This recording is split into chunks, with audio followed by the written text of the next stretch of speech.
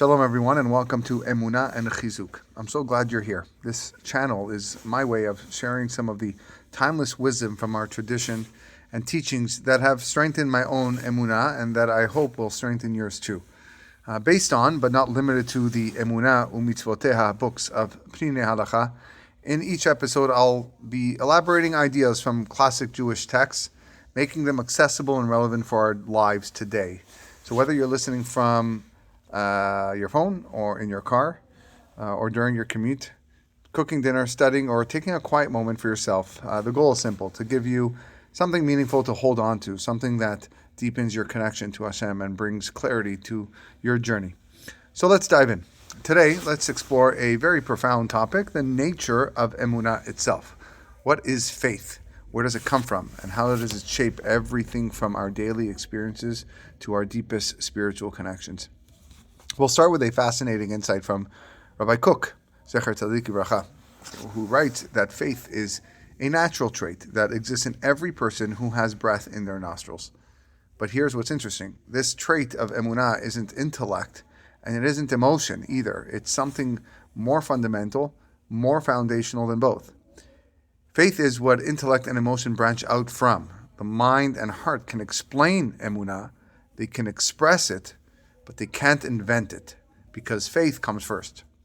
Think about how this plays out in everyday life. Through faith, a person trusts their senses, that what they see actually exists, what they hear is truly making sound, and what they touch is actually tangible. But it goes beyond that. Through this quality of emunah, a person trusts that their family wants what's best for them, that their friends are truly their friends. It's through faith and mutual trust between people that humanity has been able to cooperate and build thriving human societies. And there's even a higher level. Through faith, a person believes that their life has meaning. This faith gives them the power to plan for the future with hope and confidence that they can improve their lives for the better. Through faith, we believe there are absolute, genuine values worth striving for, values like truth and goodness. At the highest level, human beings naturally believe that there is a supreme, eternal power above everything visible. This power is the source of all existence, the source of the supreme and sacred values of all values. Through this power, our individual lives are connected to eternity, and their worth is greater than the mundane, fleeting routine of earthly life. Now, to give expression to this faith, all human societies have created religions for themselves. But alongside the benefits they've brought to humanity, they've also stumbled into materialism and idolatry, which have caused great harm. Which brings us to Har Sinai, Mount Sinai. At Mount Sinai, the tradition of faith that Israel had received from our Avot, the patriarchs, was clarified. Hashem revealed himself to them that he is God, that he appeared to the Avot, that he is all-powerful, that he gives life and watches over everything. But here's the crucial revelation. There's no way to depict him in any form or image whatsoever. All we can know of him is only according to what he has revealed to us. You see, naturally, because humans believe in the supreme power, they try to give it form and shape.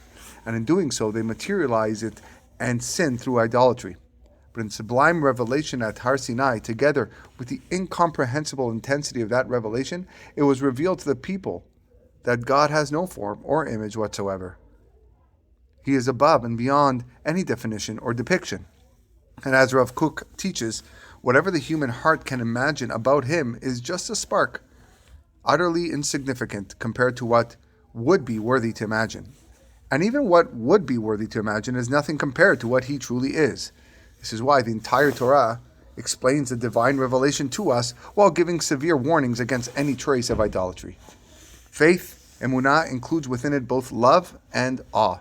Generally, these two traits are perceived as opposites, but in our relationship with Hashem, they complement each other.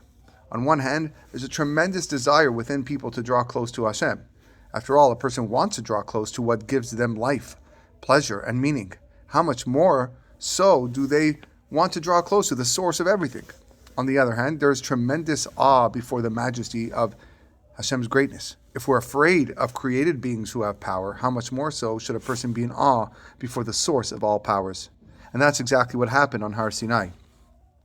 Hashem commanded Moshe to warn the people, "Be careful not to go up to the mountain or touch its edge. Whoever touches the mountain shall surely be put to death." It was expected that out of intense longing for closeness to God, they would want to get as close to the mountain as possible. But as the revelation continued and intensified, fear and awe grew among the people until they said to Moshe, "You speak with us and we will listen, but let God not speak with us lest we die." And Moshe then said to the people, "Don't fear, because God has come to elevate you, and so that his awe will be upon your faces, so that you will not sin." It's this balance, this dance between love and awe, between drawing close and standing back in reverence, that defines the authentic emunah that was revealed at Har Sinai. That's where we'll leave it for today. Thanks for listening. Stay tuned for the next one.